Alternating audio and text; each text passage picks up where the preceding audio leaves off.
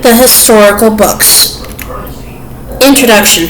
The historical books, which follow the books of the Torah, describe how the Israelites conquered the land of Canaan, their experiments with finding a leader, and the rise of King David and the monarchy, their fall at the hands of the Babylonians, and the rebuilding of Jerusalem under Nehemiah.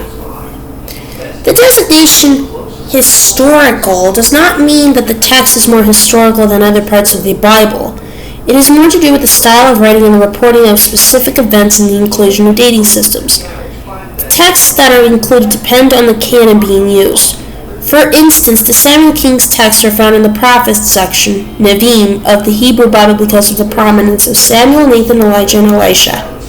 However, Esther and Ruth, which most Christian canons include in the historical books the equivalent of the Hebrew Bible's prophets, are considered part of the writings Ketuvim section of the Hebrew canon. For Christians, the inclusion of the Book of Ruth is important in establishing the line of David that eventually leads to Jesus. Like the Exodus, the account of the conquest of Canaan is fraught with historical anomalies. Many of the sites mentioned in the conquest have not been located, or their dating does not align with that given by the Bible. Most likely, the authors were drawing on stories of destruction that had been woven into the Israelites' oral history. Some scholars doubt that the conquest occurred at all and believe that the Israelites slowly settled the area, increasing in number over time.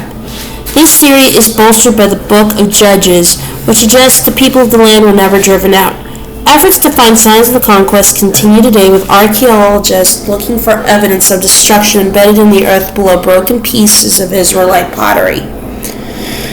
A monarchy emerges. German Bible scholar Martin Noth, 1902 to 1968, who specialized in the early history of the Israelites, believed that the theologies of the historical books were similar to Deuteronomy, indicating a common date and source.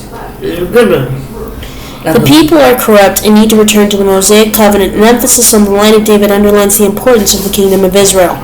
The text follows a similar format to the book of Genesis. People are blessed and fail God, are punished and then blessed again. Noth cited Judges as an example of this pattern. As the judges, leaders appointed by God to deliver the Israelites, arise, then fail, and the Israelite situation worsens. The story of the last judge, Samson, Judges chapter 13 through 16, ends in civil war.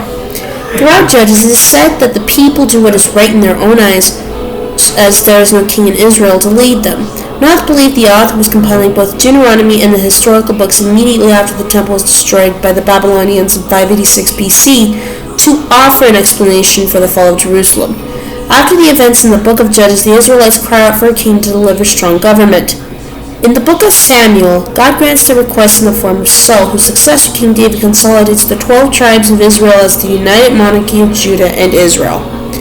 Given that the Bible is written mostly from the perspective of Judah, the central concern of the historical books is the rise of David and Judah, as the prophets later say that a Messiah will come from David's line.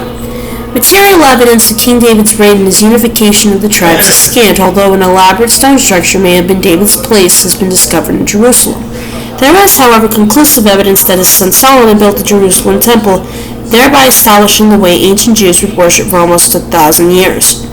The destruction of the temple by the Babylonians in 586 BC would shape the theology of the Jews and have lasting effects on Judaism through the centuries. Hopes for a Messiah. After the dissolution of the United Monarchy following the death of Solomon, the idea of a Messiah, which originally simply meant anointed one, began to change from someone who would receive the monarchy to someone who would establish the everlasting kingdom of God. For Christians, this would mean Jesus, whose Davidic ancestry is documented in the genealogy of Jesus given at the start of Matthew's Gospel.